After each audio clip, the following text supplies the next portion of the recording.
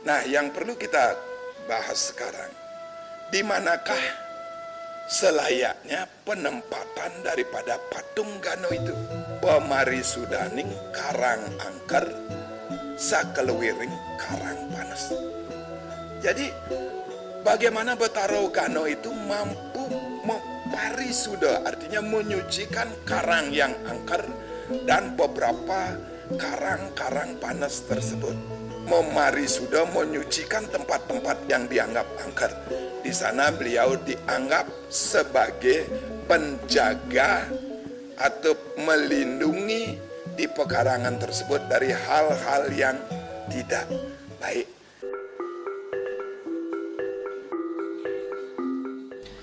Di Bali, penganut agama Hindu meyakini Tuhan memiliki banyak manifestasi disebut dewa yang mengatur alam semesta dan aspek kehidupan. Dewa Trimurti, Brahma, Wisnu, Siwa terkenal. Pemujaan dilakukan melalui simbol dewa seperti patung atau lukisan. Ganesha, dewa pengetahuan, melambangkan nilai-nilai seperti penerimaan kebenaran, kesabaran, ketidakbencian, dan kebijaksanaan. Patung Ganesha sering ditempatkan sebagai simbol kebijaksanaan, kemakmuran, dan kesuksesan di Bali. Dalam agama Hindu, pemujaan atau persembahan dewa dilakukan kepada media yang dianggap sebagai simbol dari dewa itu sendiri. Misalkan patung, lukisan, atau lainnya. Media-media tersebut dianggap sebagai wujud dari para dewa yang disembah dan dihormati. Terdapat filosofi dan ilmu-ilmu yang dapat kita pelajari dan renungkan dari perwujudan-perwujudan dewa. Salah satu perwujudan dewa yang dapat dipelajari lebih dalam adalah Dewa Ganesha. Dewa Ganesha merupakan dewa yang dipuja sebagai dewa pengetahuan, kecerdasan, dan penghalau rintangan. Dasar atau keyakinan daripada agama Hindu itu adalah Pancasrada. Panca itu artinya 5, Srada itu dasar atau keyakinan.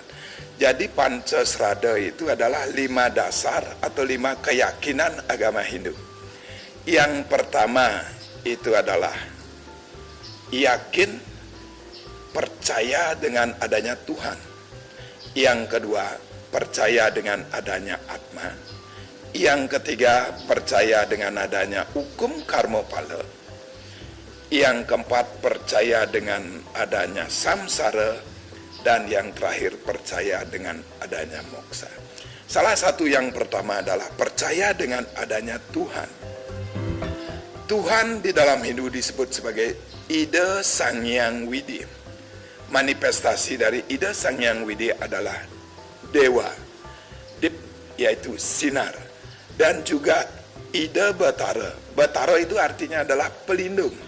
Jadi manifestasi Tuhan di dalam Hindu itu ada berwujud Batara. Salah satu Ida Batara sebagai pelindung di dalam Hindu yaitu Batara Ganesha. Batara Gana, ada yang menyebutnya sebagai Ganesha, ada yang menyebutnya Ganapati, ada yang menyebutnya Ganadipa, ada yang menyebutnya Winayaka, ada yang menyebutnya Gajanana, ada yang menyebutnya Ekadanta. Nah, itulah sebutan-sebutan daripada Batara Gana yang diyakini sebagai pelindung atau yang membentengi, yang menjaga umat Hindu dari serangan atau ancaman-ancaman yang tidak baik.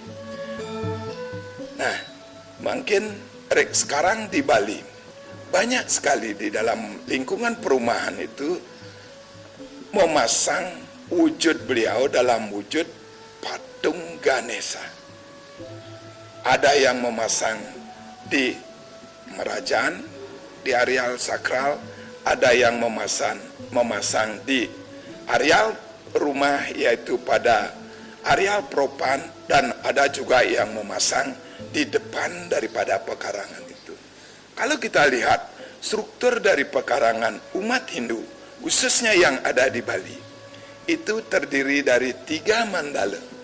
Ada utama mandala, yaitu areal Merajan. Ada madya mandala, yaitu areal yang ditempati atau areal perumahan. Ada juga nista mandala, yaitu areal sebagai tempat yang kotor. Jadi ketiganya ini, utama mandala, madya mandala, nista mandala, adalah struktur daripada pekarangan umat Hindu yang ada di Bali ini. Nah, yang perlu kita bahas sekarang, di manakah selayaknya penempatan daripada patung Gano itu? Seperti yang Titiang sebutkan tadi, ada yang menempatkan di Merajan, ada yang menempatkan sebagai aling-aling di perumahan, dan ada juga yang menempatkan di depan rumah tersebut. Kalau kita lihat dari sastranya, yaitu Gana Patitatu, karena ide Batara Gana dianggap sebagai, diyakini sebagai dewa kecerdasan, dewa pengetahuan, dewa pelindung. Di dalam Ganapati Tatua disebutkan bagaimana kemampuan Batara Gana untuk diskusi dengan Batara Guru yang tiada lain adalah ayah dari beliau, yaitu Batara Siwa. Bagaimana beliau tanya jawab tentang terjadinya alam semesta ini dan bagaimana kelepasan kembalinya kepada sumbernya itu. Nah, disinilah terlihat bagaimana pengetahuan dan kecerdasan ide Batara Gana. Makanya beliau layak disebut sebagai dewa kecerdasan dan dewa pengetahuan. Para dewa dipercaya menjaga dan mengatur alam semesta. Mereka bertanggung jawab atas berbagai aspek kehidupan seperti alam, cuaca, dan kehidupan makhluk hidup itu sendiri. Ada banyak dewa di agama Hindu dan tentu masing-masing dewa memiliki tugas dan kewajiban yang berbeda-beda. Mungkin dewa yang paling terkenal di kalangan masyarakat luas adalah Trimurti, yaitu Dewa Brahma, sang pencipta alam semesta, Dewa Wisnu, sang pemelihara alam semesta, dan Dewa Siwa, sang penglebur. Perwujudan dari Dewa Ganesha itu sendiri adalah dewa yang berkepala gajah dan badan manusia. Dari perwujudan Dewa Ganesha sendiri sebenarnya terdapat beberapa filosofi yang dapat kita ambil dan pelajari di dalam kehidupan ini. Kalau di dalam lontar Anda Buana, di sana disebutkan Batara Gana dengan pengetahuannya, yaitu berupa tenung Aji Wariga. Itu nama dari tenung tersebut, yaitu Aji Wariga, yang bisa mengetahui kejadian-kejadian yang telah terjadi. Nah, dengan tenung inilah Batara Gana tahu apa yang dilakukan oleh ibunya, yaitu Betari Umo, di saat beliau mencari susu sebagai obat daripada Batara Siwa.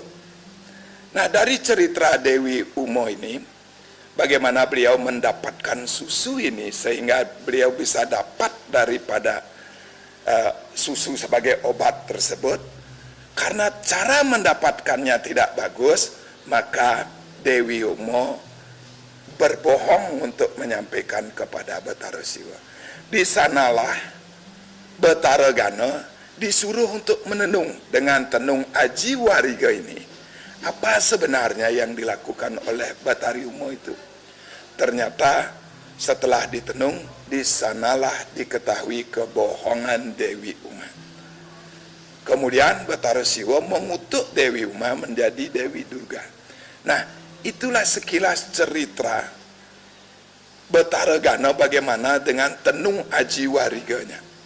Sekali lagi makanya beliau disebut dewa kecerdasan, dewa pengetahuan. Dengan dua lontar itu, yaitu Gana Patita Tua Anda Buana. Kemudian kalau kita lihat di dalam lontar Bamo Kerti, di sana ada seperti ini. Nihan keputusan Sang Hyang Resi Gana, pemari sudaning karang angker, sakelewiring karang panas. Jadi bagaimana Betara Gana itu mampu memparisuda, artinya menyucikan karang yang angker dan beberapa karang-karang panas tersebut. Kemampuan Betara Gana yang biasanya dilakukan oleh umat Hindu yang ada di Bali, yaitu dengan melakukan caru resi gana. Yang mana caru ini sebenarnya diperuntukkan kepada pasukan Betara Gana. Yang mana Gana itu artinya adalah pasukan. Ganopati, pati itu artinya adalah raja, yaitu pimpinan pasukan. Jadi Betara Gana itu pernah menjadi senopati di saat beliau menghadapi raksasa Nilaludraka. Karena raksasa ini sangat sakti, tidak bisa dikalahkan dengan senjata, tidak bisa dikalahkan siang dan malam. Maka beliau mengalahkan tidak dengan senjata, melainkan dengan siungnya.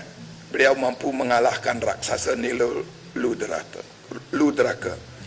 Dan tidak bisa dikalahkan siang dan malam. Beliau bisa kalahkan pada saat sandi kala, yaitu di antara siang dan malam.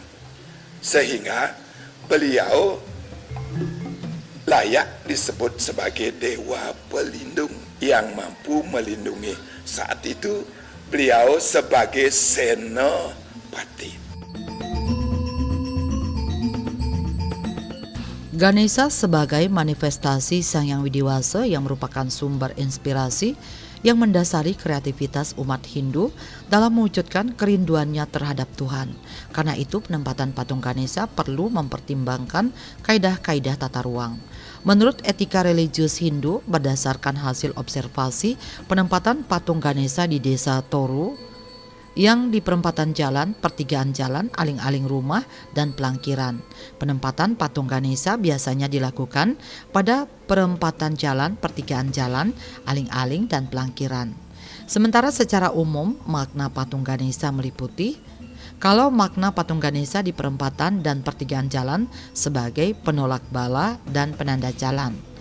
Makna patung Ganesha di aling-aling sebagai pelindung dari hal negatif terhadap keharmonisan rumah tangga dan pembawa rezeki. Sedangkan makna patung Ganesha di pelangkiran adalah sarana untuk memfokuskan diri dan hiasan. Di sejumlah daerah di Indonesia khususnya Pulau Bali, keberadaan patung Ganesha di rumah mungkin sudah tidak asing lagi.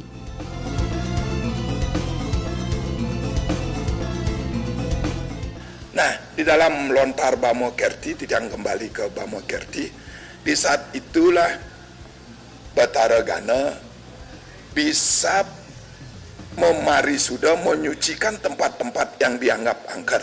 Di sana beliau dianggap sebagai penjaga atau melindungi di pekarangan tersebut dari hal-hal yang tidak baik. Makanya umat Hindu yang membuat pemerajaan baru biasanya mengawali dengan caru resi gana, yang pada intinya adalah pemujaan terhadap Betara Gana. Karena pemujaan terhadap Ganopati itu sudah ada sebelum abad ke-9. Itu dibuktikan dengan adanya sekte Ganopatiya. Jadi sudah jauh sekali sudah ada pemujaan terhadap Ganopati. Jadi ketiganya ini sehingga Betara Gana disebut sebagai dewa kecerdasan, dewa pengetahuan, dan juga sebagai pelindung. Nah, mungkin inilah yang menjadi dasar bagi umat Hindu yang ada di Bali, sehingga mulai menjadi sebuah tren. Maaf tidak yang katakan tren, karena banyak sekali umat Hindu yang ada di Bali memasang patung Ganesha pada aling-aling rumah dengan keyakinan agar bisa dilindungi oleh kekuatan Betara Gana. Dan ada yang memasang di caru bekas mendem caru resi Gana, di atasnya dipasang patung Ganesha yang menunjukkan bahwa Marajan itu sudah pernah melakukan caru Resi Gana dan memuja Betara Gana.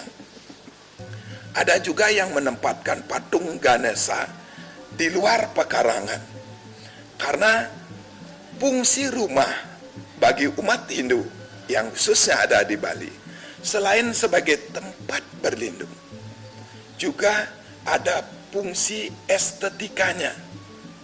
Nah, mungkin saja ada kedua unsur, sebagai pelindung dan juga sebagai estetikanya.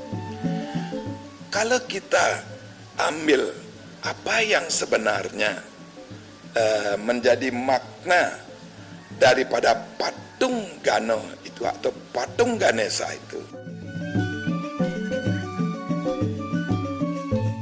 mungkin seni filosofi dari Dewa Ganesha masih banyak, atau mungkin kita akan menemukannya sendiri seakan berjalannya waktu.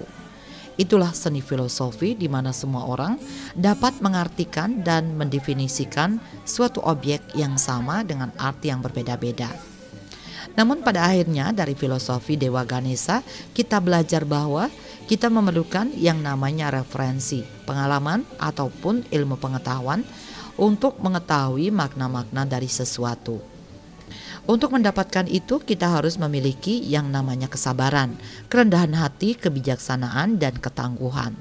Kembali mengenai simbolis dewa, Dewa Ganesha biasanya disimbolkan dengan patung dirinya sendiri, yaitu makhluk berkepala gajah dan berbadan manusia. Selain patung, lukisan dari Dewa Ganesha sendiri dapat banyak ditemui.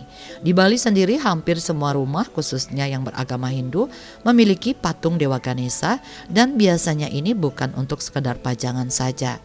Seperti yang sudah diketahui, Dewa Ganesha merupakan salah satu dewa yang paling dipuja dalam agama Hindu.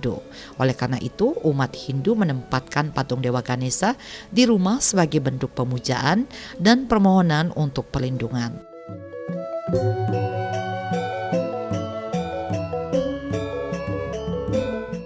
kalau kita lihat, Betara Gana ini adalah sebenarnya anak dari Betara Siwa dan ibunya adalah Dewi Parwati.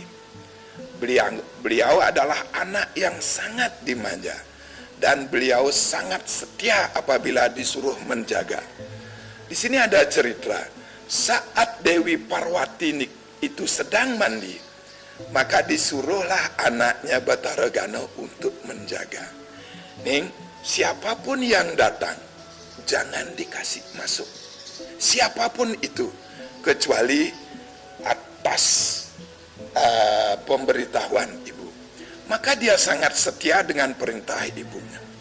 Suatu saat ayahnya Betara Siwa datang ke tempat istrinya dan mohon kepada Betara Gana untuk masuk menemui Dewi Parwati. Karena saking setianya Betara Gana pada janjinya sama ibunya, maka Betara Siwa tidak diperkenankan masuk menemui Dewi Parwati. Kemudian sampai terjadi perdebatan, marahlah Betara Siwa. Saat itu Betara Gana dibunuh. Singkat cerita, kepala Betara Gana itu dipotong sampai terpental jauh sekali.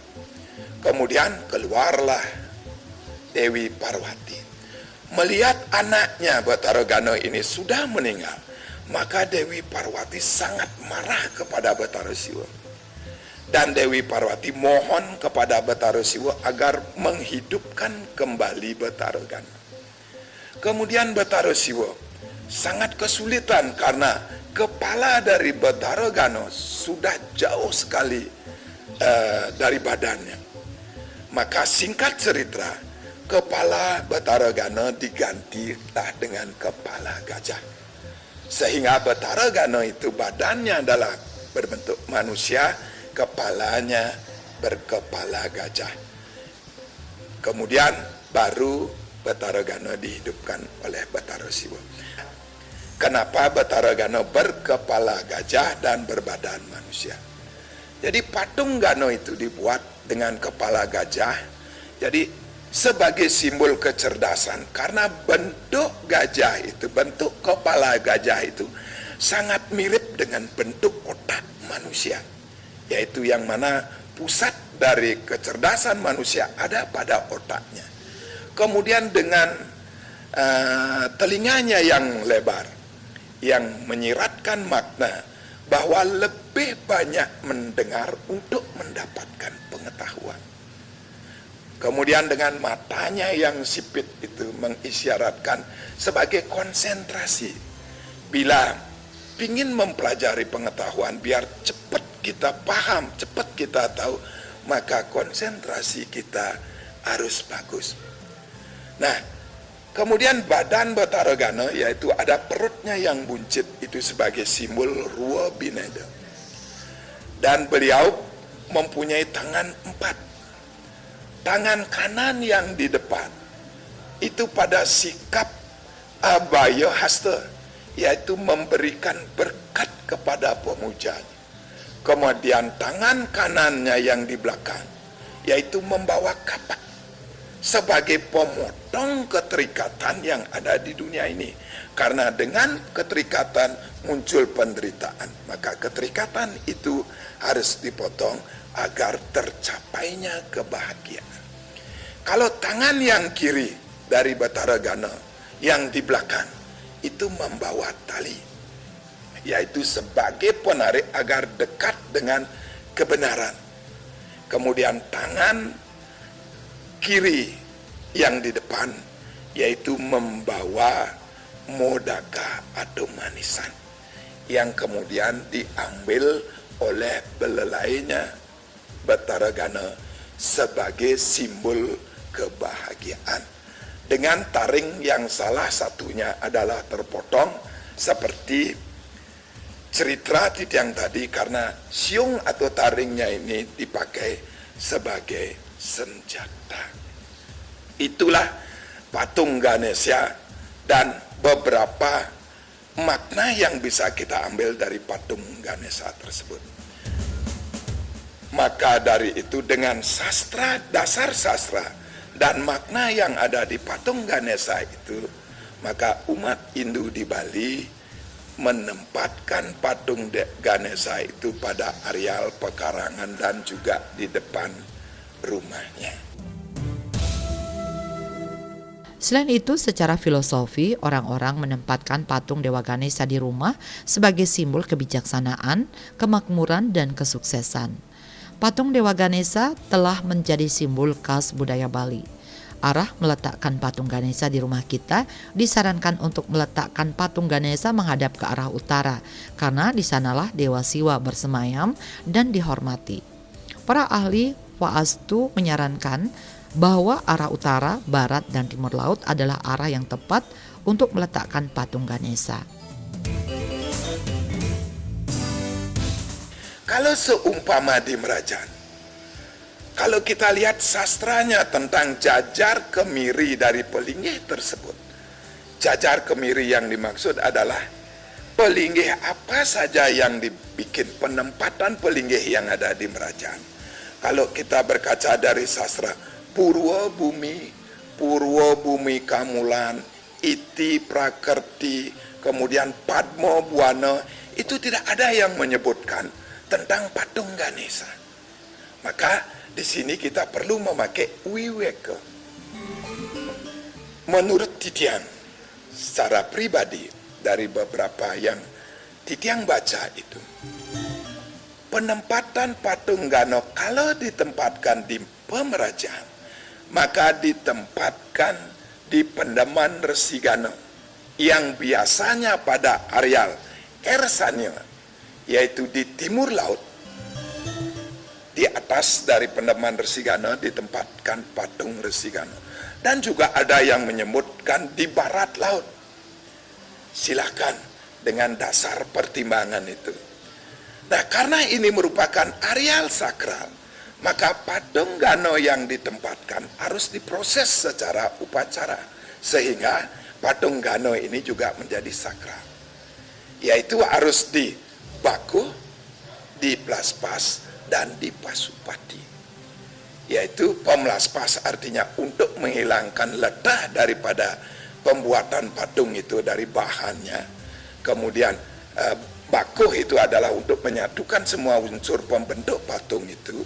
Setelah itu pasupati untuk menarik energi sehingga patung ini menjadi sakral sesuai dengan penempatannya di areal sakral, yaitu di utama mandala.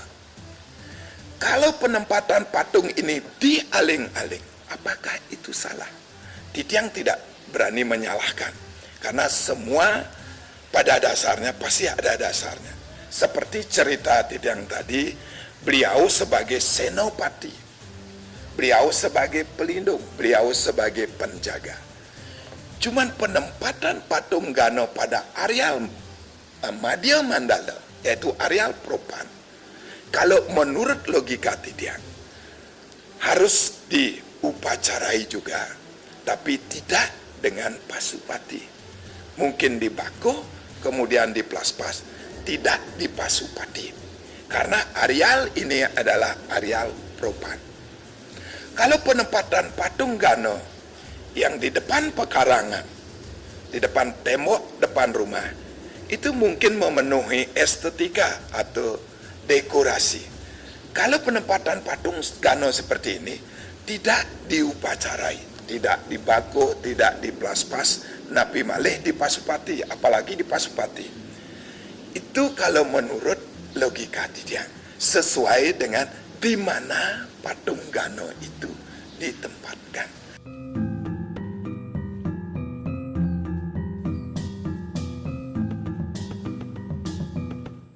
Di Pulau Bali khususnya bagi orang-orang yang beragama Hindu mempercayai bahwa Tuhan atau Brahman memiliki banyak sebutan atau manifestasi. Manifestasi dari Tuhan dinamakan dewa, yang berarti bahwa dewa adalah bagian dari Tuhan yang Maha Esa atau Ida Sang Yang Widiwasa. Secara umum, bagian dari Dewa Ganesha memiliki makna sebagai berikut. Telinga gajah yang besar menunjukkan bahwa di dalam kehidupan kita harus dapat menerima dan terbuka untuk kebenaran dan ilmu pengetahuan. Hidung Dewa Ganesha yang besar melambangkan kesabaran, di mana saat kita sedang merasa marah. Kepala gajah melambangkan kebijaksanaan dan kekuatan, di mana gajah merupakan hewan yang memiliki otak yang besar. Hal tersebut berarti bahwa kita harus menampung ilmu pengetahuan sebanyak mungkin. Mulut Dewa Ganesha yang kecil memberitahu kita bahwa dalam hidup tidak perlu selalu banyak bicara. Berbicara banyak namun tidak ada makna merupakan hal yang sia-sia.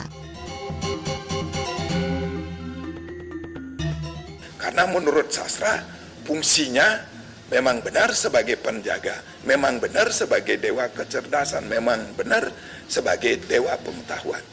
Ada juga yang menyebutkan sesuai dengan tempatnya, mungkin namanya berbeda.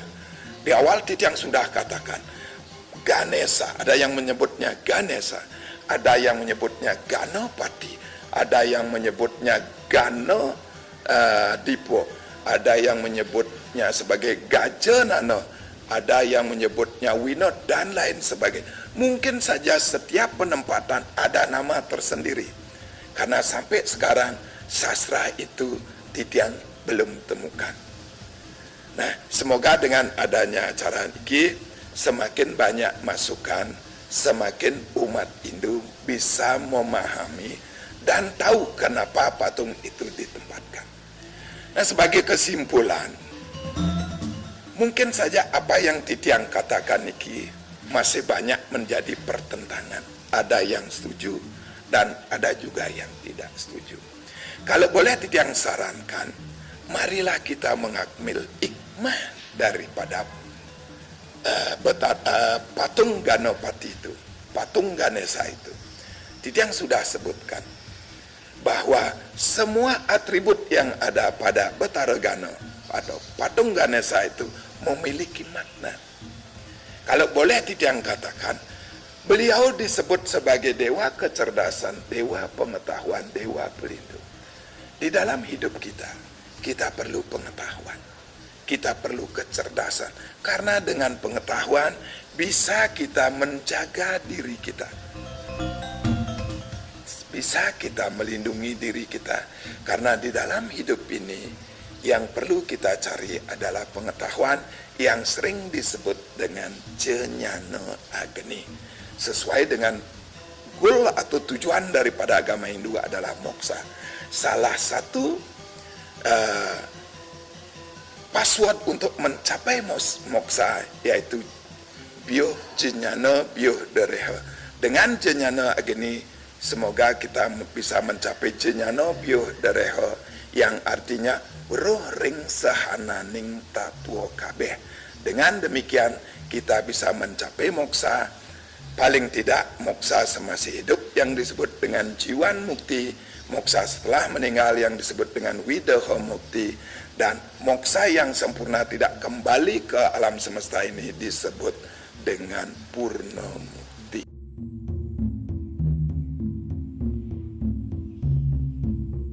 Tidak hanya memberikan kesan unik, keberadaan seni rupa patung juga bisa menambah nilai estetika suatu hunian. Di Pulau Bali, penempatan patung di depan rumah adalah sesuatu yang lumrah. Tak terkecuali pada hunian modern, namun patung yang ditempatkan di rumah tersebut umumnya berupa patung Ganesha. Beliau merupakan putra Dewa Siwa dan Dewi Parwati yang memiliki gelar sebagai Dewa Pengetahuan, Pelindung, Bijaksana, dan Penolak Bala. Dewa Ganesha biasanya disimbolkan dengan patung dirinya sendiri, yaitu makhluk berkepala gajah dan berbadan manusia. Selain patung, lukisan dari Dewa Ganesha sendiri dapat banyak ditemui.